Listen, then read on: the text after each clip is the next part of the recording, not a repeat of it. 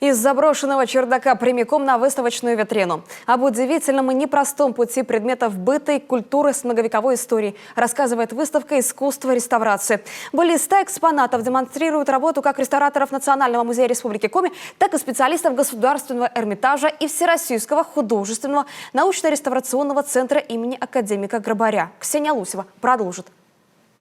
Национальный музей приоткрывает секреты своего закулисья. Обычно так говорят про театры, но одному из главных хранилищ республики и правда есть что показать. Как правило, посетители выставок видят уже красивые предметы быта и искусства. Меж тем, все экспонаты преодолевают большой и порой непростой путь, прежде чем попасть на витрины. Так, например, эту гармошку изготовили в селе Кирчомья более 60 лет назад.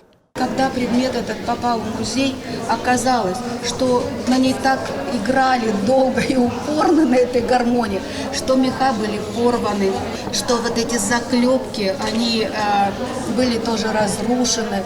Внутри она была поломана, она не издавала звука. И вот здесь была проделана такая очень кропотливая работа.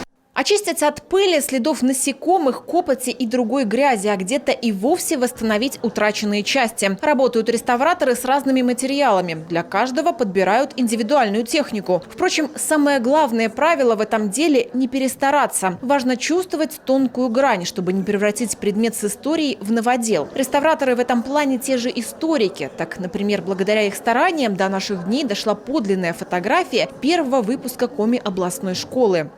Рассказывают на выставке и об истории первой в мире лыжи. Ее нашли в Коми в 1964 году. Примерный возраст – 8 тысяч лет. Сохранить уникальный артефакт удалось как раз благодаря работе реставраторов. Сегодня на выставке более сотни экспонатов. На самом же деле предметов, переживших второе рождение, в этих стенах гораздо больше. Реставрацией здесь начали заниматься в 70-х годах прошлого столетия. Тогда музей начал тесно сотрудничать с Музеем этнографии народов СССР в Ленинграде. Сотрудники выезжали в реставрационные мастерские и учились работать со старинными предметами.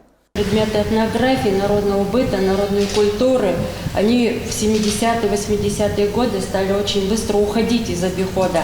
И наша задача вот тогда всех этнографов, историков состояла в том, чтобы собрать как можно больше этих предметов, чтобы сохранить как-то вот эти следы. Вот.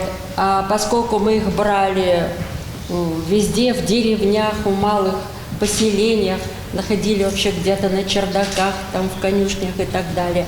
Сегодня в музее работает сразу несколько реставраторов. Все они профессионалы своего дела. Ждут здесь и подрастающее поколение. Профессия редкая, однако есть ребята, проявляющие интерес к делу. Прикоснуться к азам искусства, которое и правда побеждает время, здесь могут и посетители. На выставке организовали мастерскую реставратора, где планируют проводить мастер-классы. Ксения Лосева, Олег Костромин, телеканал Юрган, Сыктывкар.